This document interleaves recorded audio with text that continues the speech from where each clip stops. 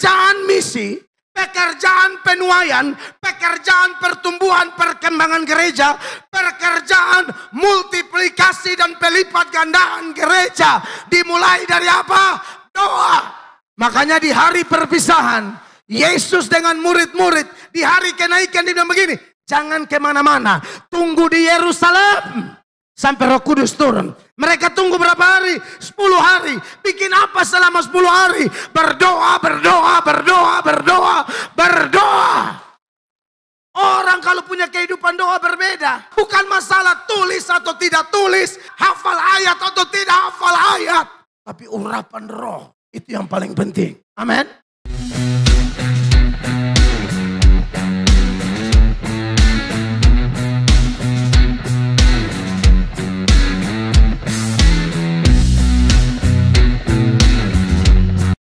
Shalom. Satu sukacita, syukur luar biasa. Karena hari ini adalah di Ende, kota Pancasila. Dan secara khusus di keluarga besar GSJA Tumbuh Bersama Ende. Saya juga bagian dari pendeta gereja sidang-sidang Jemaat Allah Indonesia. Dan dulu kita di NTT 1, tapi hari ini ada 3 BPD. BPD NTT Smart, BPD FAST di tempat ini dan di Sumba. Dan dari zaman Bapak Ketua BPD FAST menggembalakan jemaat di tempat ini, kami beberapa kali datang untuk terus saling menguatkan dengan satu dasar pemikiran, yaitu ada yang menanam, ada yang menyiram, tapi pertumbuhan tetap Allah. Amin. Dan hari ini Mama Adi sebagai orang tua, sebagai mitra yang begitu luar biasa, seorang perempuan berapi-api. Aduh, kalau ada laki-laki yang waras, lalu dia lihat ada perempuan-perempuan yang penuh roh, penuh api Pentakosta melayani, harusnya kita malu. Malu besar. Kalau kita hanya duduk-duduk, cerita-cerita, omong politik, orang yang kita dukung menang, dia tidak peduli kita. Dan biasa begitu di NTT. Oh, dulu saya pilih dia, dulu saya dukung dia, tapi dia naik, dia lupa saya. Iya, yang tidak lupa kita tuh hanya Yesus Kristus. Tepuk tangan yang meriah bagi Tuhan. Makanya kalau mau buat apa-apa untuk Tuhan Yesus. Amin, kekasih Allah. Makanya saya melihat kalau ada wanita-wanita beriman yang melayani, salah satunya Ibu Gembala di tempat ini, itu buat saya luar biasa. Dan juga saya berterima kasih buat mitra-mitra pelayanan di Kota Ende, dari sinode-sinode lain, gereja-gereja lain, bahkan mungkin juga ada dari agama lain, entah Katolik atau Muslim yang hadir. Terima kasih banyak buat kebersamaan kita. Biarlah dengan kebersamaan ini hanya Tuhan yang dimuliakan. Amin. Baik, Bapak Ibu, saya tidak membuang waktu lagi. Mari kita buka kitab suci kita di dalam Yakobus pasal 5 ayat 15 sampai ayat 18. Yakobus pasal 5 ayat 15 sampai ayatnya yang ke-18. Bapak Ibu, ini ayat yang sangat familiar, ayat yang sudah sangat dikenal di kalangan Kristen yang suka baca Alkitab. Kristen yang suka dengar khotbah, apalagi seputaran topik doa, maka ini salah satu referensi ayat yang sangat bagus untuk mendapatkan pelajaran-pelajaran berharga seputaran doa. Perhatikan ayat ini, Bapak Ibu terkasih, kita baca bergantian ya. Saya terlebih dahulu, Bapak Ibu mengikutinya. Ayat 18 kita sama-sama. Saya mulai, dan doa yang lahir dari iman akan menyelamatkan orang sakit itu, dan Tuhan akan membangunkan dia.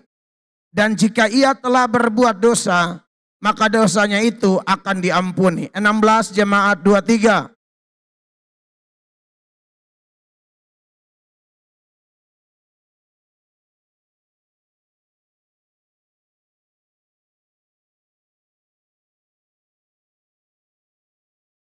Elia adalah manusia biasa sama seperti kita. Dan ia telah bersungguh-sungguh berdoa supaya hujan jangan turun. Dan hujan pun tidak turun di bumi selama 3 tahun dan 6 bulan. 2, 3. Lalu ia berdoa pula. Dan langit menurunkan hujan. Dan bumi pun mengeluarkan buahnya. Tepuk tangan yang meriah untuk firman Tuhan yang luar biasa. Tema yang diangkat dalam syukuran gereja GSJA Tumbuh Bersama ini, saudara-saudara, yaitu doa orang benar disertai dengan iman dapat mengubah keadaan. Doa orang benar disertai dengan iman dapat mengubah keadaan. Bapak Ibu yang diberkati oleh Tuhan Yesus Kristus, memang kalau bicara tentang tema yang diangkat oleh keluarga besar GSJA Tumbuh Bersama ND ini, saya pikir ini tema yang sangat penting bagi semua orang Kristen. Apalagi ngomong tentang doa, saudara-saudara. Doa itu, Martin Luther bilang doa itu seperti napas. Doa itu napas kehidupan. Jenazah itu menjadi jenazah karena berhenti bernafas. Jadi salah satu indikator bahwa seseorang masih hidup secara rohani itu lihat saja dari kehidupan doanya. Dan menarik sekalipun doa ini sudah berkali-kali dibahas di gereja-gereja, di KKR, ibadah-ibadah raya, ibadah-ibadah kaum perempuan, ibadah kaum pria, kaum muda, remaja, atau ibadah-ibadah yang lain. Tetapi memang yang namanya firman Allah itu harus diperdengarkan terus-menerus, Bapak Ibu. Karena hari ini kalau gereja tidak terus-menerus menyuarakan kebenaran, maka setan dan antek-anteknya akan terus-menerus menyuarakan ketidakbenaran. Dan tahukah Bapak Ibu, ini secara psikologi aja nih. Sesuatu yang sifatnya adalah ketidakbenaran, kepalsuan, bahkan penyesatan. Tapi kalau diulang-ulang terus, itu lama-lama bisa dianggap sebagai kebenaran. Jadi kepalsuan yang diulang-ulang. Mungkin waktu heboh pertama kali orang masih bilang, ini palsu nih. Tapi karena diulang-ulang, maka yang palsu ini lama-lama dianggap kebenaran. Secara psikologi seperti itu. Kalau yang palsu diulang-ulang dan bisa dianggap sebuah kebenaran, maka harga mati. Kebenaran harus terus-menerus disampaikan. Jadi jangan anti dengan satu materi yang kok ini lagi sih, minggu lalu atau bulan lalu sudah dibahas. Kenapa dibahas lagi? Saudara-saudara, Tuhan bilang sama Musa begini. Ya, dalam Ulangan pasal 6, kalau saudara baca mulai ayatnya yang ke-6, setelah memberikan doktrin-doktrin mendasar kepada orang Israel, Tuhan bilang sama Musa, kasih tahu bangsa itu, kamu harus ngomong ajaran ini berulang-ulang kepada anak-anakmu. Waktu mereka di rumah, waktu mereka lagi bangun, waktu mereka duduk, waktu mereka di perjalanan, sampaikan berkali-kali. Coba kita dengar dulu Ulangan pasal 6, mulai ayat 6 dan seterusnya. Mikrofon untuk istri saya mungkin hidup. Apa yang kuperintahkan kepadamu pada hari ini haruslah engkau perhatikan. Haruslah engkau mengajarkannya berulang-ulang kepada anak-anakmu. Berulang-ulang kepada anak-anakmu. Dan membicarakannya apabila engkau duduk di rumah, apabila engkau sedang dalam perjalanan, apabila engkau berbaring, dan apabila engkau bangun. Jemaat lihat itu. Ini zaman Israel begitu. Dan kalau Bapak Ibu lihat ayat-ayat sebelumnya, itu bicara tentang ketauhidannya orang Yahudi. Ya, pengakuan iman orang Yahudi. Shema Israel Adonai Eloheinu Adonai Ehad. Dengarlah orang Israel, Tuhan itu Allah kita, Tuhan itu Esa. dan dikaitkan dengan data-data lain. Pokoknya Tuhan bilang tidak boleh sembah Allah lain. 10 hukum begitu jelas. Tapi saya tanya Bapak Ibu dulu. Walaupun sudah diulang-ulang begini, Israel sembah berhala tidak? Sembah berhala. Jadi jangan anti dengan pendeta-pendeta yang dia mengajarkan berkali-kali. Untuk apa? Mengingatkan kita. Untuk apa? Menajamkan memori kita. Karena kita ini gampang rapuh, gampang berkarat, suka amnesia ringan dalam urusan kebenaran. Jangankan kita ini keturunan Adam dan Hawa yang sudah jatuh dalam dosa. Adam dan Hawa aja nih yang belum berdosa di Taman Eden, Tuhan sudah beri aturan begitu jelas. Semua pohon dalam taman ini boleh kau makan buahnya dengan bebas, tapi tentang pohon di tengah-tengah taman itu jangan kamu makan, nanti kamu mati. Tapi Anda lihat, itu Kejadian 2 ayat 16 ayat 17. Satu pasal kemudian setan peralat ular. Ular datang komunikasi dengan Hawa. Hawa buka celah. Ular giring Hawa dengan kebohongan. Dan kebohongan itu dianggap oleh Hawa sebagai kebenaran. Saya ngomong tadi ada dasar. Kebohongan yang diulang-ulang lama-lama dianggap kebenaran. Untuk peristiwa kejatuhan manusia ke dalam dosa tidak diulang-ulang. Satu kali ketemu langsung tumbang. Siapa yang tumbang? Hawa. Hawa yang mana? Yang tidak ada dosa sama sekali. Kita ini keturunan yang sudah ada dosa. Maka potensi kita untuk lupa jauh lebih besar. Potensi kita untuk menjadi tumpul jauh lebih terbuka. Potensi kita untuk berkarat jauh lebih leluasa. Makanya di GSJ Amazing Grace di Kupang, itu kan bangun itu gereja hampir 10 miliar. Saya bilang sama jemaat, saya kutip komentar almarhum pendeta Yakub Nahuai. Pak Yakub Nahuai bilang apa? Gereja harus lebih ramai dari kantor lurah. Gereja harus lebih ramai dari kantor lurah. Kantor lurah pakai libur, gereja saya, gereja Tuhan maksud saya. Tidak ada gereja saya ya. Gereja Tuhan yang saya gembalakan tidak ada kata libur. Senin ibadah, Selasa ibadah, Rabu ibadah, Kamis ibadah, Jumat ibadah, Sabtu ibadah, hari Minggu 3 kali ibadah raya. Hari istirahatnya pendeta itu hari Senin. Saya tidak ada sejarahnya istirahat. Saya dapat tutup mata berapa jam cukup. Saya bukan harus quality time sama istri, anak, main-main di pantai Basiram dan pasir, no. Ini bukan tidak boleh loh ya. Bukan tidak boleh. Hanya bagi saya, kalau baca Alkitab, banyak berdoa, kita tahu kok waktu kita tidak panjang, singkat banget. Untuk yang singkat ini, tidak ada waktu main-main. Amin, GSJ tumbuh bersama. Amin, orang Ende. Waktu terlalu singkat. Sejumlah data Yesus bilang apa? Aku datang segera, aku datang segera, aku datang segera. Bahkan sedikit, sangat sedikit waktu lagi dia yang sudah ada akan ada. Dia sudah mau datang. Jadi saya pikir saudara-saudara, aduh sangat sedikit waktu buat kita untuk bermain-main. Di sinode kita ini, ya.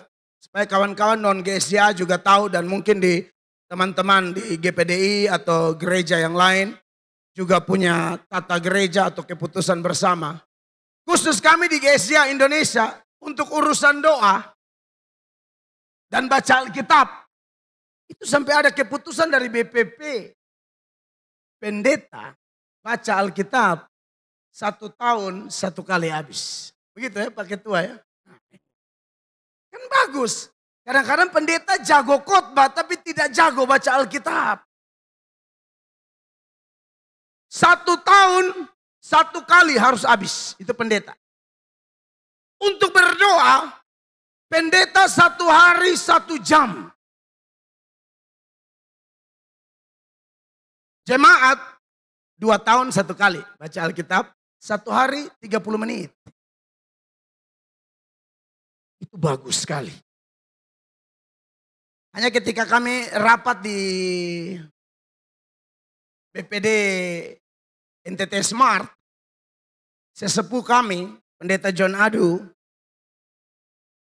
beliau ngomong sesuatu yang menurut saya, itu kalau orang mau jujur dan dia sedang bermain sinetron, maksudnya dia tidak pernah berdoa, dia tidak pernah baca Alkitab, tapi kalau dia tampil khotbah, aduh, rasa-rasa plafon gereja ini mau cabut semua. Tapi dia tidak pernah doa. Pak John bilang apa? Coba kita bikin angket secara jujur dulu. Ya kan kita tidak mau teologi terlalu tinggi-tinggi. Ngapain teologi terlalu tinggi-tinggi? Yunani, Ibrani, komentar teolog A, B, C, D. Kamu berdoa tidak. Tak usah terlalu lama banyak. Pendeta, kau doa tidak. Kau baca Alkitab tidak. Itu yang Pak John Adu maksudkan. Waktu itu beliau ngomong tentang angket. Waktu itu kegiatannya di gereja Tuhan tempat kami melayani di Amazing Grace. Kita semua merenung, berpikir, evaluasi. Tak terhindarkan. Ya, kadang-kadang karena alasan sibuk pelayanan. Ya, kadang-kadang pendeta bukan cuma sibuk pelayanan. Ada bahasanya agak kasar di media sosial hari-hari ini. Pendeta kejar setoran. Wih, itu. Saya bayangkan pendeta kejar setoran sudah mirip angkot. Hanya pikir setoran, tidak pikir keintiman dengan Allah. Nah, ini fatal bagi kepentingan kerajaan Allah yang diberikan kepada kita. Fatal banget. Makanya jemaat yang diberkati oleh Tuhan Yesus, saya sangat bersyukur hari ini kita bicara tentang doa. Nah, ngomong-ngomong tentang nats kita dikaitkan dengan tema Gereja Tumbuh Bersama, saya hanya mau soroti dua hal. Yang pertama adalah saya mau bicara tentang kehendak Tuhan dulu. Atau keinginan Tuhan. Dan yang kedua, saya mau bicara tentang tanggung jawab kita. Kehendak Tuhan itu, Bapak Ibu, dikaitkan dengan tema kita dan ayat yang kita baca di Yakobus. Kehendak Tuhan itu ada dua. Ada kehendak Tuhan yang tersembunyi dan ada kehendak Tuhan yang dinyatakan. Kehendak Tuhan yang tersembunyi itu seperti apa? Contoh. Tuhan sudah rancangkan suatu saat akan kiamat. Saudara percaya akan kiamat? Gunung Meja akan meletus, Anda percaya? Suatu saat akan kiamat bukan?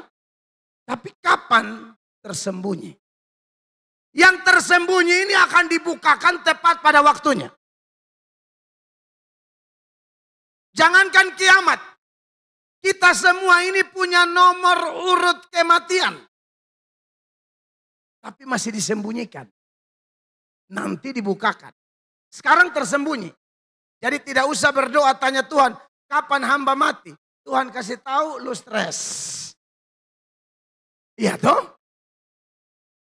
Jangan tanya Tuhan kapan hamba mati. Tuhan bilang, oh pertengahan Juni.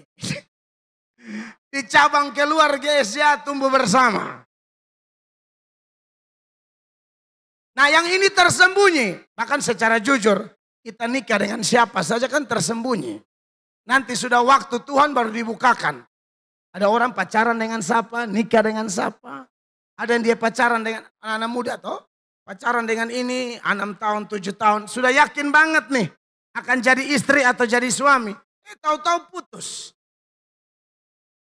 Jadi dengan orang lain. Nah itulah tersembunyi memang. Kita anak berapa, laki-laki berapa, perempuan berapa, itu juga tersembunyi. Tapi nanti dibukakan, jadi semua ada dia punya kurun waktu.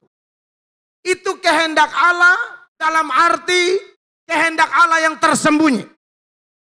Dan ini tidak menjadi pedoman kita. Jadi jangan pergi, misalnya hamba Tuhan, Ibu Adi, salah satu hamba Tuhan berkarunia. Toh? Jangan pergi tanya beliau. Saya mati kapan? Ya kalau tuh bukan berarti Tuhan tidak bisa kasih tahu. Bisa saja untuk perkara istimewa. Saya punya kenalan hamba Tuhan GPDI. di Pematang Siantar. Itu dia tahu dia meninggal jam 12 siang. Nah, ini kan perkara khusus. Jadi dari jam 10 itu dia sudah mandi. Peti sudah ada, pendeta ini. Pendeta GPDI. Jadi sudah ada peti. Dia sudah mandi dari jam 10 pagi. Jam 11 kurang, jam 12 kurang 15 begitu. Dia masuk ke peti. Serius ini. Nah ini perkara khusus. Dia masuk ke peti, tidur nyaman-nyaman, mati. Sebelumnya dia sudah ngomong, saya meninggal jam 12, Tuhan bilang. Nah untuk ini Allah kita adalah Allah yang independen. Independen God. Suka-suka dia. Dia mau melakukan apa itu kedaulatannya. Tidak ada yang bisa bantah dia, tidak bisa larang dia. Tapi kan tidak semua orang diberikan kekhususan ini. Amin. Tidak semua orang. Kayak saya nih, saya tidak punya karunia itu. Jadi jangan Anda telepon-telepon minta lihat. Lu lihat sendiri. Saya punya hidup. Ini kan kita harus jujur. Amin. Jangan tidak ada penglihatan bilang ada penglihatan. Ini kacau nanti. Di Kupang itu beberapa persekutuan saingannya begitu. Karena lihat persekutuan doa di sana ada dapat penglihatan. Dia juga ngaku-ngaku dapat penglihatan. Pertanyaanlah penglihatanmu jujur atau tidak. Itu masalah. Jangan ikut-ikut rame. Kayak pemilihan wali kota tahun berapa tuh? Ada berapa banyak paket? 5 atau 6 paket di Kupang itu. Itu rata-rata setiap calon wali kota punya pendoanya sendiri. Dan pendoanya lihat si A menang. Pendoa B juga lihat si B juga menang. Kan tidak mungkin wali kota 2 atau 3. Nah ini kan kita mesti ngomong. Amin saudara-saudara. Ini perkara istimewa. Kalau Tuhan mau bukakan suka-suka Tuhan. Contoh aja nubuatan tentang Yesus mau kembali. Kan sudah berulang-ulang. Yesus mau datang 2003 tidak jadi datang. Mereka pindah ke 2012 tidak jadi datang. Pindah ke 2017 tidak jadi datang. Terakhir bilang 2022 tidak jadi datang. Lebih baik kau diam saja. Sebab Yesus sudah bilang dalam Matius 24 ayat 36. Tentang hari dan saat itu tidak ada seorang pun tahu. Malaikat pun tidak, anak tidak. Hanya Bapa yang tahu. Amin. Jadi kita tidak usah deh cari yang tersembunyi. Itu bukan pedoman kita. Lalu pedoman kita itu apa? Ada arti kedua dari kehendak Allah. Kehendak Allah arti kedua ialah apa yang Allah inginkan supaya kita lakukan. Nah ini yang Tuhan nyatakan. Tolong buka Ulangan 29 ayat 29. Ulangan 29 ayat 29 tolong dibaca. Hal-hal yang tersembunyi ialah bagi Tuhan. Hal-hal yang tersembunyi ialah bagi Tuhan Allah kita. Tetapi hal-hal yang dinyatakan ialah bagi kita dan bagi anak-anak kita. Sampai di situ. Tetapi hal-hal yang dinyatakan ialah bagi siapa? Iya. Yang tersembunyi itu urusan Allah. Tak usah pakai pedoman itu. Mau kiamat kapan urusan Tuhan Allah? Bukan urusan kita. Urusan kita ialah apa yang dinyatakan. Yang dinyatakan itu terlalu banyak. Ingat dan kuduskan hari Sabat. Nah, sudah ikut saja, tak usah melawan. Kadang-kadang tidak pernah ke gereja, tapi selalu persoalkan. Kira-kira kapan kiamat? Kau ke gereja saja. Yang dinyatakan itu ingat ibadah. Jangan menjauhkan diri dari pertemuan-pertemuan ibadah. Yang dinyatakan itu, yang sudah berumah tangga, jangan ada pria idaman lain. Jangan ada wanita idaman lain. Itu yang dinyatakan, kau taat saja. Itu untuk kita. Kadang-kadang yang dinyatakan dia langgar semua, tapi dia mau tanya, kapan kiamat, kapan Tuhan beta tampeleng selalu.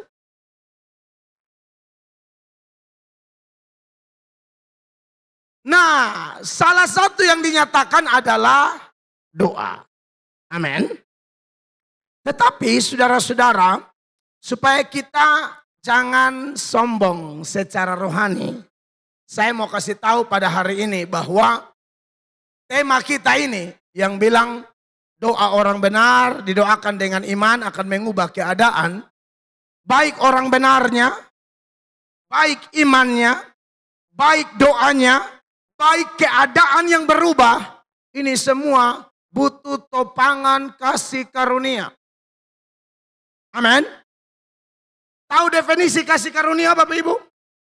Kasih karunia itu adalah pemberian dari Yang Maha Kuasa kepada dia yang tidak pantas mendapatkannya. Sifat Allah itu kan ada banyak.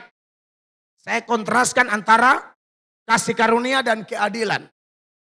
Kalau keadilan Allah Bapak Ibu, keadilan Allah itu dikaitkan dengan dua hal. Pahala, hukuman. Yang baik dapat pahala, yang nakal dapat hukum. Itu adil. Tidak adil kalau yang nakal dapat pahala. Iya toh? Kita kalau punya anak, kita kasih yang adil aja. Lu kalau masuk 10 besar, Bapak belikan kamu handphone. Dia belajar mati-matian, dia dapat ranking 7, lalu dapat handphone, mantap. Kalau kamu tidak masuk 10 besar, jangankan handphone. Ya, buku tulis pun Bapak tidak kasih nanti ya. Nah jadi itu adil. Tapi kalau anugerah itu luar biasa. Yang tidak pantas, ya, bahkan yang jahat sekalipun, tapi Allah beri kesempatan untuk mengalami perubahan luar biasa. Itu anugerah. Amin. Perempuan Samaria di parigi Yakub, aduh, kalau ikut kehidupannya, itu punya laki 5 laki orang. Tapi Tuhan bisa jumpai dia, merestorasi dia, sehingga melalui dia, seantero Samaria mendengarkan Injil. Rasul Paulus, penjahat kelas kakap. Kalau pakai prinsip keadilan, Rasul Paulus bahkan layak masuk neraka hidup-hidup. Tapi Tuhan datang kepada dia, menangkap dia, menjadikan dia ciptaan baru, menjadikan dia juru bicara Allah, bahkan melalui dia banyak orang diselamatkan, banyak gereja didirikan. Nah itulah anugerah, amin. Keselamatan jiwa kita mutlak karena anugerah. Tidak layak, tapi dilayakan. Sampai hari ini, kalau kami berdoa menyembah Tuhan, seringkali menangis. Menangis bukan karena ada masalah apa-apa. Menangis karena rasa, aduh tidak pantas tapi dipantaskan. Tadi tim antar kami ke hotel, itu bukan kami istirahat, Ibu Adi.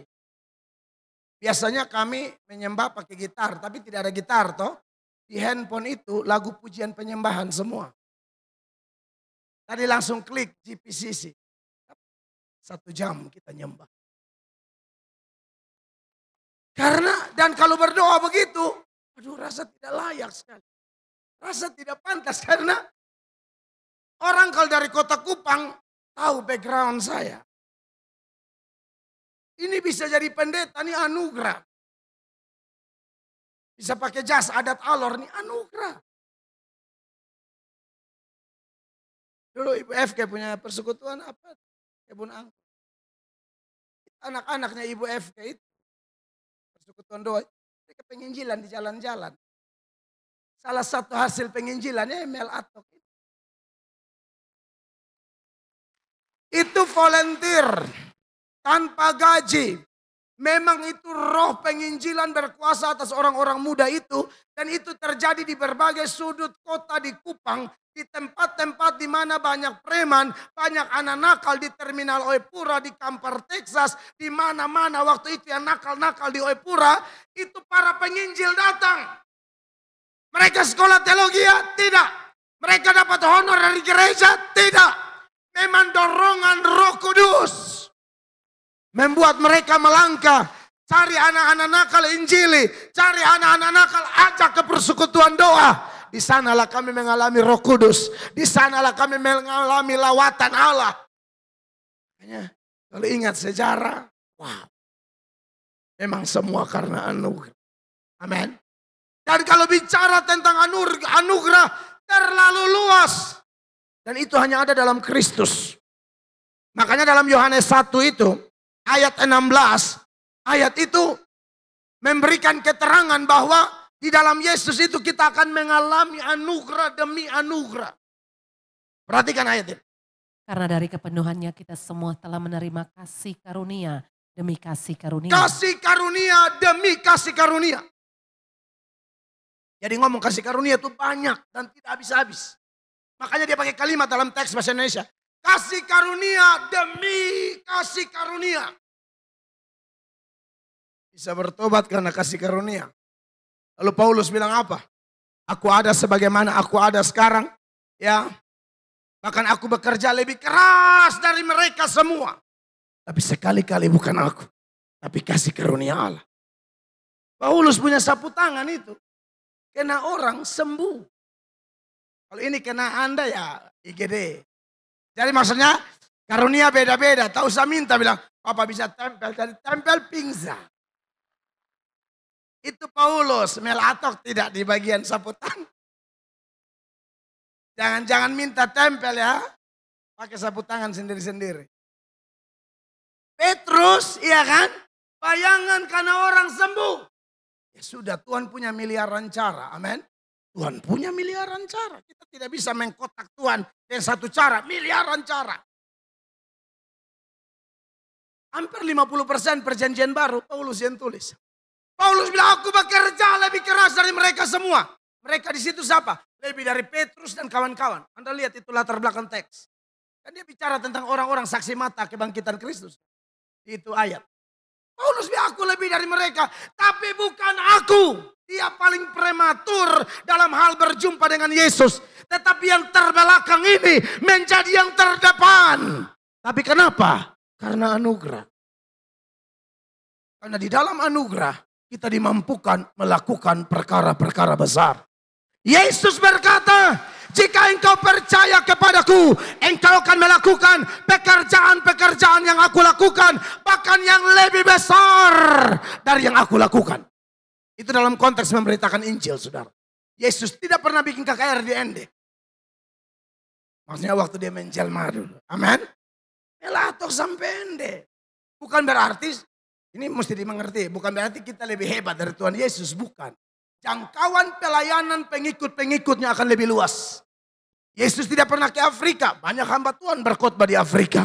Yesus tidak pernah ke US. Yesus tidak pernah ke Eropa. Yesus hanya seputaran Israel. Tapi hamba-hambanya dipercayakan untuk berdiaspora keliling seantero dunia sampai ke ujung-ujung bumi. Ini semua anugerah kekasih Allah.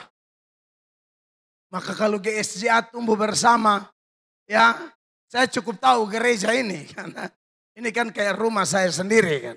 Saya cukup tahu prosesnya. Hari ini ada di gedung ini, kombinasi kuning biru. Wow. Luar biasa. Saya masuk ke toiletnya tadi juga gagah, bagus, berisi. Kan gereja itu paling fatal toiletnya ya kadang-kadang. Bagus. Wah, keren. Saya percaya ini anugerah.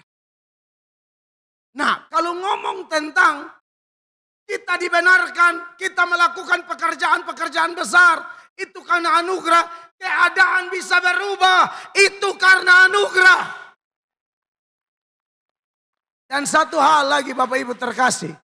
Kalau kita bisa berdoa, saudara pikir kita tahu berdoa. Rasul Paulus bilang, sebenarnya kita tidak tahu bagaimana berdoa. Tapi roh membantu kita dalam kelemahan kita. Kalau tidak mana tahu berdoa kita. Zakaria pasal 12. Zakaria pasal, tunggu beta cek. Kadang-kadang beta ini makan puji salah. Zakaria. Saya kalau suka begini, itu bukan apa, itu mulai bingung ya. Zakaria pasal, tunggu ada ayat yang mau saya persoalkan, pokoknya di Zakaria, tapi saya pastikan dulu ya. Iya, Zakaria pasal 12 ayat 10, Di bagian A-nya dia bilang begini. Aku akan mencurahkan roh pengasihan dan roh permohonan atas keluarga Daud. Sampai di situ. Saudara lihat ini ayat. Aku akan mencurahkan apa? Roh pengasihan dan roh permohonan. Terjemahan lain bilang begini. Tuhan mengaruniakan kepada kita roh untuk berdoa. Sebenarnya kita tidak tahu bagaimana kita berdoa. Tapi hari ini kita bisa berdoa 1 jam. Bisa berdoa 2 jam. Ada satu semangat berdoa, berdoa dan berdoa. Dan memang doa itu adalah kunci untuk melihat terobosan dan perubahan. Amin. Yesus bilang apa? Tuayan memang banyak. Tapi pekerja sedikit. Karena itu mintalah. Kata minta itu doa. Pekerjaan misi, pekerjaan penuaian, pekerjaan pertumbuhan perkembangan gereja, pekerjaan multiplikasi dan pelipat gandaan gereja. Dimulai dari apa? Doa. Makanya di hari perpisahan, Yesus dengan murid-murid, di hari kenaikan dia bilang begini, jangan kemana-mana, tunggu di Yerusalem sampai Roh Kudus turun. Mereka tunggu berapa hari? 10 hari. Bikin apa selama 10 hari? Berdoa, berdoa, berdoa, berdoa, berdoa. Dan saya bersyukur ada di satu sinode yang garis komandonya jelas. Buat berdoa. Ini yang saya tekankan di gereja Tuhan yang saya gembalakan. Kita mau hafal ayat, mau hafal doktrin, bla bla bla bla bla. Tapi kalau tidak ada kehidupan doa, khotbah tuh kayak tabur sembarang aja. Tidak ada kuasa. Tidak ada kuasa. Orang kalau punya kehidupan doa berbeda. Dia tidak usah teriak-teriak kayak saya begini. Ini lebih ke gaya berkhotbah. Saya mau kasih lembut tidak bisa.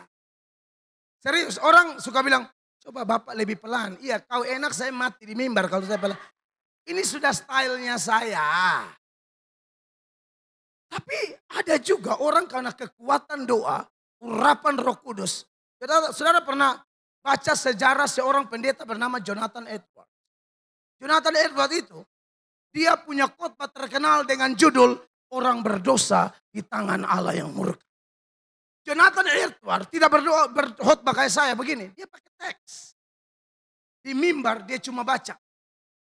Khotbahnya dia persiapkan, dia baca. Dia tidak khotbah yang no teks. Dia pakai teks. Dia khotbah, dia baca, dilihat jemaat, dia baca. Di tengah-tengah khotbah, Roh Kudus bekerja. Jemaat di jamaah meraung menangis. Kenapa? Bukan masalah tulis atau tidak tulis. Hafal ayat atau tidak hafal ayat. Tapi urapan roh. Itu yang paling penting. Amin. Menjelang kiamat ada 2 fenomena yang sangat kontradiktif. Yang pertama, ada yang namanya kebejatan moral. Ada yang namanya dekadensi moral. Ada yang namanya penyesatan. Ada yang namanya penganiayaan gereja. Tapi di sisi lain Alkitab berkata, ada yang namanya kebangkitan spiritual. Ada yang namanya revival. Yang jahat tambah jahat. Yang rusak tambah rusak. Yang cemar tambah cemar. Tapi yang benar tambah benar. Yang kudus tambah kudus. Pastikan kita ada dalam pergerakan yang bernama holiness movement. Pergerakan kekudusan. Banyak pendeta hidup tidak kudus. Kita tidak mau begitu.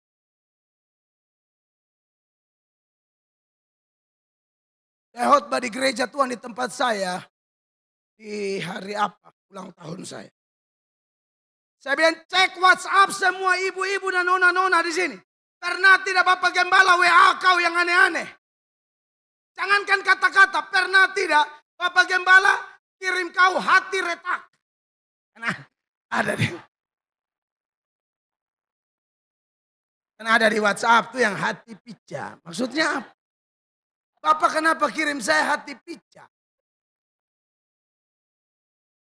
Tidak bisa kita hanya bilang hafal ayat bla bla bla.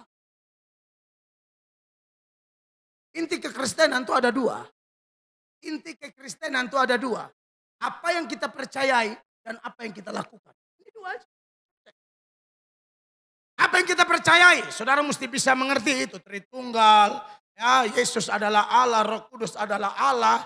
Ya kan, Alkitab Kejadian sampai Wahyu adalah firman. Soteriologi kita harus jelas.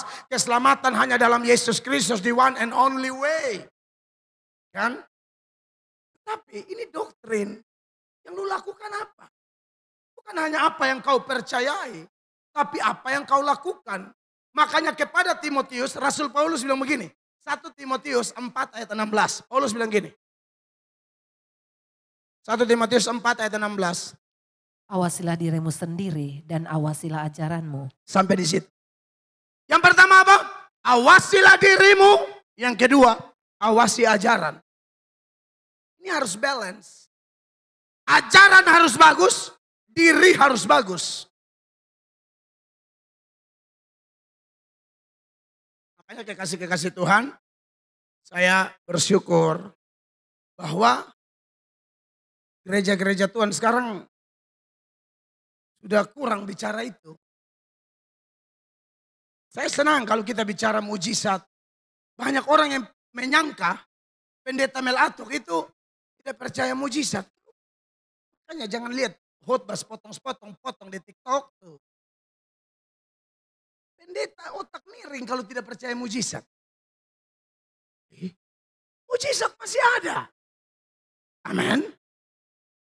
Tapi masalahnya kalau kembali kepada perayaan Pentakosta kemarin. Apa yang melahirkan gereja? Mujizat kah? No. Di hari Pentakosta ada 3 fenomena spektakuler. Yang pertama, tiupan angin keras. Itu bukan karena cuaca. Seperti tadi kami mau mendarat di Ende. Pesawat mau turun, naik kembali. Karena angin di bandara luar biasa. Tiupan angin keras di hari Pentakosta. Kisah pasal 2 ayat 1 sampai 13 itu pasti perkara supranatural. Yang kedua, ada apa? Lidah-lidah api. Anda pikir itu perkara main-main? Itu supranatural. Yang ketiga ada apa? Glosolalia. Bahasa-bahasa lidah. Tapi saya tanya, apakah ketiga hal ini melahirkan gereja? No. Ini asli semua loh. Ini bukan permainan atau tiru meniru. No. Ini asli. Tiupan angin kerasnya asli. Lidah-lidahnya asli. Ya, bahasa rohnya asli, produk Tuhan semua. Tapi tidak ada orang bertobat gara-gara ini 3. Ketiga fenomena ini melahirkan 2 hal. Yang pertama, kebingungan. Yang kedua, sindiran. Anda mau jujur belajar itu teks. Kebingungannya terlihat di mana? Di ayat 5 dan 6 dari Kisah 2. Ketika orang berbahasa roh, ini bahasa roh yang benar loh ya. Bukan bahasa roh tiru meniru atau dikte-dikte orang. No, ini dikasih oleh Roh Kudus belasan bahasa. Perhatikan. Waktu itu di Yerusalem diam orang-orang Yahudi yang saleh dari segala bangsa di bawah kolong langit. Ketika turun bunyi itu, berkerumunlah orang banyak. Mereka bingung. Sampai di situ. Mereka bingung. Bingung apa? Karena mereka masing-masing mendengar rasul-rasul itu berkata-kata dalam bahasa mereka sendiri. Sampai di situ. Jadi fenomena ini tidak bikin orang bertobat. Yang pertama, bingung. Ini kenapa ini? Ini kenapa ini? Memang kadang-kadang kalau datang di gereja karismatik, orang suka bingung. Tapi tidak apa-apa, yang bingung-bingung ini kasih masuk dulu. Kasih masuk dulu. Nanti baru firman datang, itu kebingungan hilang. Yang kedua, setelah mereka bingung, ayat 13, mereka nyindir. Ini mabok nih kayaknya nih. Tetapi orang lain menyindir, mereka sedang mabuk oleh anggur manis. Sepanjang pasal 2 ayat 1 sampai 13, hanya ada fenomena ini. Bingung, menyindir. Akibat mereka menyindir, bangkitlah seorang apologet. Siapa namanya? Simon Petrus. Jadi saudara jangan aneh dengan apologetika ya. Petrus itu punya khotbah dimulai dari apologetika. Orang tidak paham tentang Roh Kudus, orang tidak paham tentang bahasa roh, dia bangkit dan menjelaskan. Ini bukan asal-asalan, ada data ayatnya. Ini nubuatan Nabi Yoel, ini ada di Mazmur, ini ada di segala macam. Apologet yang benar tidak asal bunyi, semua pakai data. Anda kalau belajar khotbah Petrus itu khotbah apologetika. orang kalau terlalu polos, tidak ngerti apologetika, belajar baik-baik. Khotbah Petrus itu dimulai dari apa? Menanggapi sindiran orang. Jadi jangan aneh ya kalau ada orang bikin aneh-aneh pendeta menanggapi. Justru itu pintu gerbang penginjilan. Jangan bilang saya tidak ada jadwal. Saya tanya, kamu punya handphone? Punya. Punya TikTok? Punya. Kok nggak ada jadwal? Khotbah di TikTok toh? Khotbah di Facebook toh? Masa kamu nggak ada jadwal? Tuhan suka kasih kau jadwal, kau saja mau bekerja keras. Biar 5 orang nonton dulu, tidak apa-apa, hantam terus. Sampai ludah kena di handphone.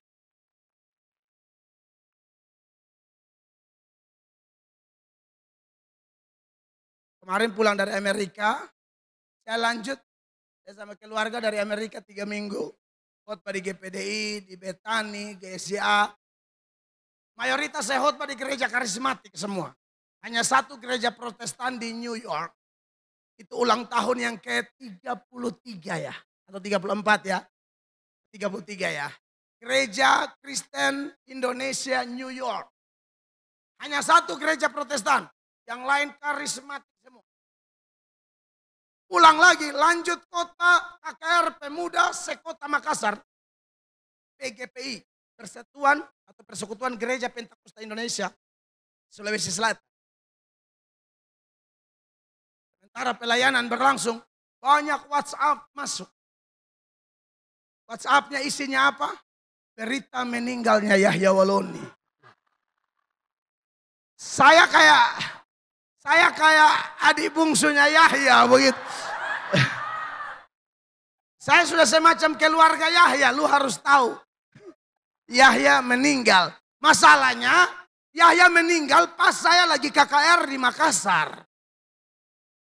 Maka hari meninggalnya Yahya itu hari di mana ribuan orang muda Makassar menyerahkan diri kepada Yesus Kristus. Dalam KKR yang Allah izinkan saya dan Frankie Kuncoro layani. Pak Estra Soronya seminar, khotbah KKR-nya saya, worship-nya Frankie Kuncoro. Pencipta lagu yang ku yakin kau hadir di sini. Dengan sekali Yesus, nah itu Frankie. Tuhan lawat luar biasa. Nah, pemicu channel YouTube saya. Sekarang dengan pengikut kurang lebih 565.000. Pemicunya siapa? Yahya. Iya kan? Video pertama saya tuh tanggapi Om Yahya. Jadi sindiran dan serangan almarhum Yahya Waloni itu menjadi pintu gerbang penginjilan bagi saya. Jadi jangan anti dengan apologetika. Kita bukan pendeta cari masalah, oh no. Kita diajarkan berbuat baik kepada semua orang. Tapi terutama kawan-kawan seiman kan. Calvin bilang, saya suka ngomong di mana-mana. Anjing saja akan menggonggong kalau tuannya diganggu. Masakan aku hamba Tuhan, kebenaran Tuhanku diserang, lalu aku diam saja. Calvin bilang, anjing lebih baik dari aku. Kau dengan anjing, anjing lebih bagus. Anjing aja tuannya diganggu, dia ribut. Kau hamba Tuhan, kebenaran Tuhan mau diganggu, kita hanya doa saja. Lalu kau baca Petrus tidak? Gereja lahir itu gara-gara apa? Petrus bangkit. Hei, orang-orang ini tidak mabuk. Seperti yang kau kira, ini baru pukul 9. Tetapi inilah yang dinubuatkan Nabi Yoel. Itu apologet. Jadi jangan bilang ya pendeta-pendeta apologet tidak ada kerjaan. Oh no. Saudara yang tidak ada kerjaan terlalu banyak duduk. Kita kerja. Bukan cari viewers. Bukan cari popularitas. Kalau ada motivasi itu. Maka apologetnya harus bertobat. Kita pelayanan cari jiwa. Injil diseberangkan. Amin. Maka dari itu Bapak Ibu jemaat. Itulah kekayaan anugerah Tuhan. Semua karena anugerah. Keadaan berubah karena anugerah. Sampai hari ini, hamba-hamba Tuhan yang saya hormati di sini. Saya tidak pernah merasa gereja Tuhan yang kami gembalakan berkembang gara-gara kami.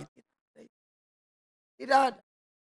Makanya ketika ada keributan di gereja Korintus, ada yang bilang, oh aku lebih suka Paulus deh. Kurang, Paulus kurang, udah ketuaan. Apolos dong, masih muda, energik, fasilida, pintar. Kalau saya tidak, saya Kefas. Paulus bilang, kita bukan masalah Kefas, Paulus. Aku tanam, amin. Apolos siram, pertumbuhan Allah. Pendeta Edi tanam, Ibu Adi lanjutkan, pertumbuhan Allah. Itu bergereja yang dewasa. Amin. Tuhan. Tuhan semua. Tadi saya lihat foto gereja di Sabu juga sudah diri tegak. Saya akan sampai di sana. Orang Sabu, I'm coming today. I'm coming to there. Pasti. Ya. Yang bilang, oh Pamel atas keliling-keliling Amerika jadi mau pisah boleh. Datang. Waktu pas kita datang. Amin. Luar biasa. Apalagi ya, ini secara sudut pandang manusia ya. Saya lihat kalau hamba-hamba Tuhan, khusus kami di GSJA, dibawa didikan langsung pendeta John Ado. Itu fighter semua. Rata-rata fighter, daya tahan luar biasa pemain. Tahan banting. Betul. Saya udah lihat dari mata kepala.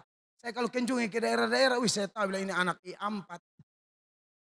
Itu memang senior kami punya pola didik itu lain daripada yang lain. Pendeta John Ado. Saya tidak dididik langsung oleh beliau. Ya, dibanding dengan yang anak-anak lulusan sekolah teologi I4. Sekolah teologinya GSJ, NTT dulu. Waduh itu luar biasa semua. Tetapi kalau kita belajar poin ini. Sungguh semuanya karena anugerah Tuhan. Amin. Sungguh semua karena anugerah Tuhan. Makanya kalau ada ayat yang begini. Kerjakanlah keselamatanmu dengan takut dan gentar. Amin. Tolong baca dulu Filipi 2 ayat 12. Hai saudara-saudaraku yang kekasih, kamu senantiasa taat. Karena itu tetaplah kerjakan keselamatanmu dengan takut dan gentar. Bukan saja seperti waktu aku masih hadir, tetapi terlebih pula sekarang waktu aku tidak hadir. Pemimpin mau lihat atau tidak lihat, Kristen sejati, Kristen yang betul-betul asli, dia akan kerja tidak peduli orang lihat. Dia percaya itu firman Allah. Mata Tuhan ada di mana-mana mengawasi orang. Nah ada orang yang tunggu kalau pemimpinnya ada baru dia kerja, rubuh raba, pegang kabel sana sini karena strom. Munafik. Kan begitu. Paulus latih jemaat di Filipi, jangan tunggu saya ada. Saya tidak ada pun total, all out. Tapi juga jangan berhenti sampai ayat itu. Nanti kita sombong. Itu ayat tidak berhenti di situ. Baca ayat 13-nya. Karena Allah lah yang mengerjakan di dalam kamu. Karena Allah lah yang mengerjakan di dalam kamu. Jadi jangan karena kita sudah kontribusi ini itu lalu tidak paham ayat-ayat seperti ini. Nanti kita gampang ngomel-ngomel. Gara-gara kita sudah kerja tapi anggap bahwa pemimpin kurang perhatian. Pemimpin ini juga manusia lemah. Ya saya lihat pemimpin saya tuh kayaknya kurang perhatian. Tiap kali lihat saya tuh dia punya muka asam terus. Tunggu dulu. Jangan sampai beliau asam lambung. Artinya kita coba positive thinking dikit. Hei kenapa pemimpin? Kau kerja total saja dengan meyakini Tuhan bekerja dalam diri engkau. Pemimpin tidak senyum. Yesus senyum dari sorga. Lihat kau.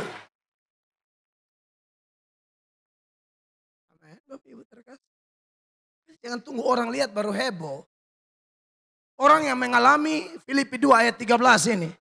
Pemimpin tidak lihat pun dia akan bekerja luar biasa. Kenapa? Karena Allah lah yang mengerjakan di dalam kamu. Baik kemauan maupun pekerjaan. Kemauan, ada kemauan saja itu pekerjaan Allah. Kemauan ke gereja, kemauan baca Alkitab, kemauan saat teduh, kemauan datang lebih tempo untuk urus ini semua pada waktu hari Minggu. Itu dikerjakan oleh Allah. maka diberkatilah Anda, bersyukurlah Anda kalau kemauan itu ada. Jadi kalau kemauan itu ada, jangan tunda-tunda, jangan tahan-tahan, langsung action. Karena Tuhan bekerja dalam diri. Makanya saya sebagai hamba, saya bingung kok saya bisa buang rokok, saya bisa buang mabok. Saya baca ini, oh dia bekerja dalam diri.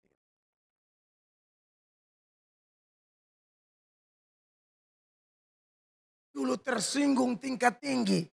Sekarang ya mungkin belum 100%. Jangan sok suci juga, tapi ya saya rasa 90 sudah bersih. Masih tinggal 10. Tak usah munafik, ya kan? Tapi kan kita sempurna di sorga, Bapak Ibu. Kita sedang bergerak menuju apa? Kesempurnaan. Kristen yang percaya Allah bekerja dalam dirinya punya pandangan begini. Ibu kita pegang ini baik-baik ya. Tuhan itu bisa saja menciptakan langit dan bumi cukup 1 hari. Dan semua jadi, gajah semua jadi. Manusia langsung di atas gajah, bisa aja. Kenapa harus hari 1, hari 2, hari 3, hari ke-6 manusia, baru hari ke-7 dia istirahat. Bisa tidak dalam 1 hari langsung sempurna? Bisa. Tapi Allah tidak melakukan itu. Allah mau kasih tahu ciri khas Allah kepada kita. Apa ciri khas Allah? Dia lakukan segala sesuatu bertahap tapi sempurna. Dibalik, sempurna tapi bertahap. Itu cara kerja Allah kita. Dia turut bekerja dalam segala sesuatu. Ini bertahap semua. Dia angkat GSJA tumbuh bersama. Dari zaman Pak Edi, dia angkat sampai hari ini. Ibu Adi beri kesaksian, Tuhan buka jalan dengan cara begini, begitu. Lihat saja Tuhan punya cara kerja, bertahap, tapi endingnya sempurna. Begitu juga rohani kita, harus tambah naik, sampai sempurna di sorga. Pasti sempurna. Kalau sekarang belum. Nanti di sorga kita pakai tubuh yang namanya tubuh kemuliaan. Kalau tubuh yang sekarang nih tidak mulia. Masih asam urat ya. Ibu-ibu yang sudah tambah umur, kulit mulai agak kayak jeruk. Maksudnya mulai keriput. Wajarlah. Amin. Tidak ada orang tambah tua, kulit tambah kencang, omong kosong.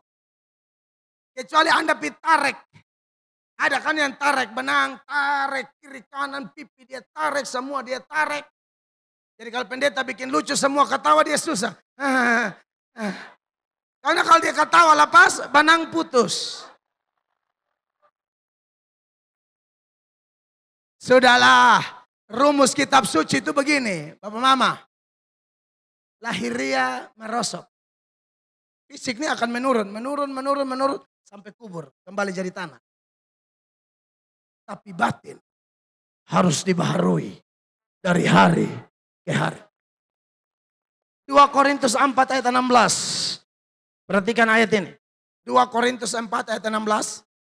Sebab itu kami tidak tawar hati, tetapi meskipun manusia lahiriah kami semakin merosot. Meskipun manusia lahiriah kami semakin merosot.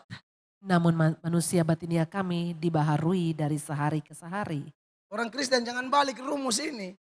Doanya berantakan tapi tambah kinclong. Hello. Dia tambah kinclong hari-hari main gosok segala macam. Maksudnya yang hand body apa? Lulur. Tiap hari main turak-turak. Jam doa bermasalah.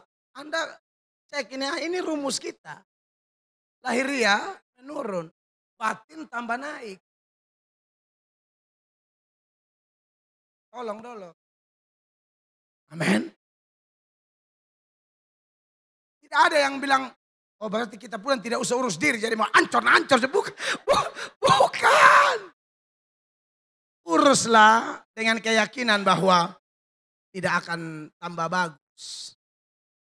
Ishak itu bukan kurang beriman, tambah tua mata kabur, biasa. Itu normal. Itu orang-orang bukan, itu papa leluhur itu. Jadi kalau di gereja hari-hari ini tekankan lahiriah lebih daripada batin, itu gereja rumusnya kebalik, tidak sesuai Alkitab. Saya percaya kok Tuhan penuhi kebutuhan lahiriah kita, tapi bagaimanapun lahiriah masuk tanah. Batin harus tambah bagus, doa harus tambah kencang, iman harus tambah naik level. Sampai nanti kita pakai tubuh kemuliaan. Tubuh itu seperti tubuh Yesus. Filipi 3 ayat 21. Perhatikan ini ayat. Filipi 3 ayat 21 tentang tubuh kemuliaan. Tubuh hina yang sekarang ini diganti dengan tubuh mulia. Yang akan mengubah tubuh kita yang hina ini. Sampai di situ. Tubuh kita yang apa? Yang asam urat, kolesterol, koreng. Ini nih. Ini hina. Memang tubuh hina. Tidak bisa dibantai itu. Ya. Nanti akan diubah menjadi tubuh apa? Sehingga serupa dengan tubuhnya yang mulia. Serupa dengan tubuhnya mulia. Tubuh Yesus, tubuh kebangkitan. Roh kita juga belum sempurna. Sempurnanya di mana? Di sorga. Ibrani 12 ayat 23. Catat data-data ini. Ibrani 12 ayat 23. Dan kepada jemaat anak-anak sulung yang namanya terdaftar di sorga. Dan kepada Allah yang menghakimi semua orang. Ya. Dan kepada roh-roh orang-orang benar yang telah menjadi sempurna. Roh orang-orang benar yang telah menjadi di mana? Di sorga. Di sini nih yang tadi saya bilang tuh. Tersinggung masih sisa 10%. Karena roh belum sempurna. Ngeri loh peperangan di otak. Apa bisa tahu? Pendeta bisa hebat di mimbar. Hati dia siapa tahu. Pikiran dia siapa tahu. Tapi Tuhan tahu. Dan pendetanya harus jujur. Pikiranmu belum sempurna. Hatimu belum sempurna. Sempurnanya di sorga. Tapi kita optimis. Kita bergerak menuju kesempurnaan. Oleh karena itu. Hal yang kedua adalah tanggung jawab kita. Berdasarkan Yakobus tadi. Pasal 5 ayat 15 sampai 18. Itu ayat sudah kita hafal semua. Itu ayat bilang begini. Akan terjadi kesembuhan. Ya. Akan terjadi pengampunan jika kita saling mengaku dosa. Kalau saya bilang kita belum sempurna, itu bukan berarti kita seenak-enaknya memelihara dosa tertentu. Tidak bisa. Ada dosa apapun, buka. Ada dosa apapun, jujur di hadapan Allah. 1 Yohanes 1 ayat 9 secara eksplisit firman itu berkata, jika kita mengaku dosa kita, maka Ia adalah setia dan adil. Ia akan mengampuni kita dari segala dosa kita. Dan menyucikan kita dari segala kejahatan. Salah sama istri, minta maaf. Salah sama suami, minta maaf. Tuhan bilang apa? Kalau kamu mau persembahkan sesuatu di mezbah, kamu teringat sesuatu di hati saudaramu, jangan persembahkan. Bereskan dengan dia dulu, baru kau persembahkan. Enak aja masalah dengan orang, sumpah serapah mertua, tapi di sini dia menyembah, haleluya. Kamu mau kasih keliru siapa? Tuhan tidak terima. Amin. Kayaknya saya pribadi, aduh paling tidak tenang kalau ada masalah. Apalagi sama istri, oh cari hal. Ini jujur-jujur aja. Mau khotbah sampai mabok juga kalau sama orang yang paling terdekat, penolong. Anak saya yang besar usia 14 tahun sekarang. Di usia 6 bulan. Namanya rumah tangga baru toh. Kita berantem ngeri. Tambah lagi di rumah kontrakan tuh, jadi saya banting ancur-ancur. Pukul tidak pernah. Tapi kasih pica piring, berapa lusin sudah habis. Ini jujur aja. Sudah stand pakai batik. Saya ingat batik biru. Dengan motor kredit PGR. Uang muka 1,5 juta. Benar. Jangan lupa sejarah, kacang jangan lupa kulit. Pakalai kita dua. Bukan cuma apa, ayat semua keluar. Ini pakalai pengkhotbah KKR ini. Hafal ayat ini. Ayat keluar, ya kan? Panting, angkat Alkitab. pergi dengan motor melayani. Di sana pun suka istri ada menangis, anak ada menangis, saya ada KKR. Haleluya, nyanyi glory, glory. Tapi saya percaya orang yang sudah dibaptis roh, selemah-lemahnya kita, Roh Kudus tetap berbisik. Roh Kudus mengingatkan. Pas mau lagu firman, saya jelas sekali. Roh Kudus memang desak saya, dorong saya, jangan khotbah, pulang minta maaf. Saya bilang sama WL, lu putar. Yang WL waktu itu anak I4, benar. Dia sekarang mangkal di Amnatun, kok di mana? Saya kan dosen di I4. Dia bilang, maksudnya lu putar lagu ini dari atas ini bukan. Suruh pulang minta maaf, jarak agak jauh. Angkat motor pulang. Sebenarnya ibu nih dia sudah. Hanya dengar motor masuk, dia gas ulang.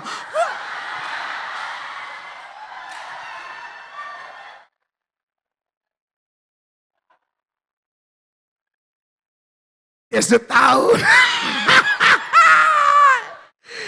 Dia sudah tahu ini pasti pulang minta maaf. Nah ibu-ibu ini kalau bayu kan ketom pusing.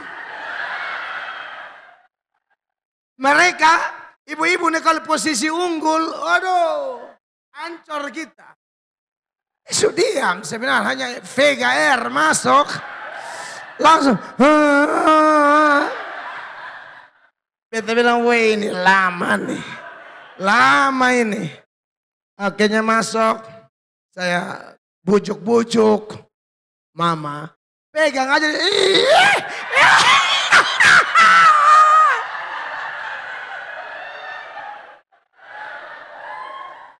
Jadi saya tuh kayak roh najis gitu loh.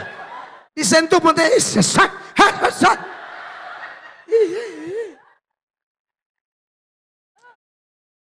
tapi saya berjuang. Tiap kali beta garut.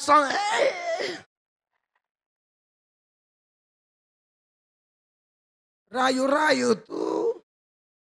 Pokoknya hampir 1 jam. Sampai dapat maaf. Kenapa beliau memaafkan? Karena saya bilang begini. Mama, Bapak datang sudah lagu firman. Dia kaget. Maka dia kasih maaf lah, peluk, berdoa sama-sama. Baru saya kembali. Nah Anda bisa bayangkan nasib WL itu.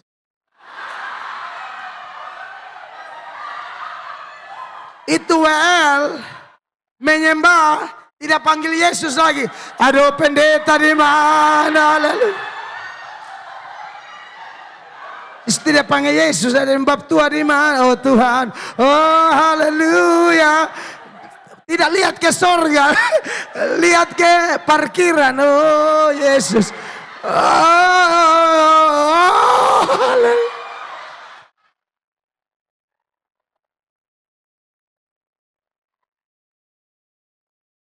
Akhirnya, oh itu memang cerita sejarah. Akhirnya saya ambil mikrofon, saya doa, habis doa saya bilang jemaat, saya minta maaf. Tadi itu sebelum datang saya berkelahi sama istri. Sebenarnya bisa saja saya tidak kasih tahu, tapi Roh Kudus suruh minta maaf. Jadi kalau saya tidak mengaku kepada jemaat juga, saya rasa saya tipu-tipu. Artinya begini Bapak Ibu, oke lah. Tuhan bekerja dengan belas kasihannya, dengan anugerahnya. Tetapi kita punya sisi aktif. Porsi kita adalah dosa apapun buang. Jangan ada dosa dalam gereja. Allah yang kita sembah berfirman. Bukan tangan Tuhan kurang panjang. Bukan pendengaran Tuhan kurang tajam. Tapi dosa merupakan pemisah antara kita dan Allah. Itu yang bikin Allah bersembunyi. Dan yang kedua bagian kita adalah sebelum saya tutup. Yakobus mencontohkan seorang, dia bilang Elia manusia biasa seperti kita. Elia bukan manusia setengah dewa. Elia bukan Superman rohani. Tapi Elia berdoa sungguh-sungguh, hujan tidak turun. Berdoa sungguh-sungguh, hujan turun. Berarti Sekalipun kita sudah membahas porsi Allah, Allah yang bekerja. Tapi itu urusan Allah. Urusan kita ada dosa, masih beres. Dalam hal berdoa, dalam hal melayani, bertekun, sungguh-sungguh, all out, habis-habisan. Karena kita bekerja demi kepentingan kerajaan Allah. Saya selesai, Tuhan Yesus dimuliakan. Beri tepuk tangan yang meriah bagi Tuhan Yesus. Mari kita berdiri bersama-sama, Bapak Ibu terkasih.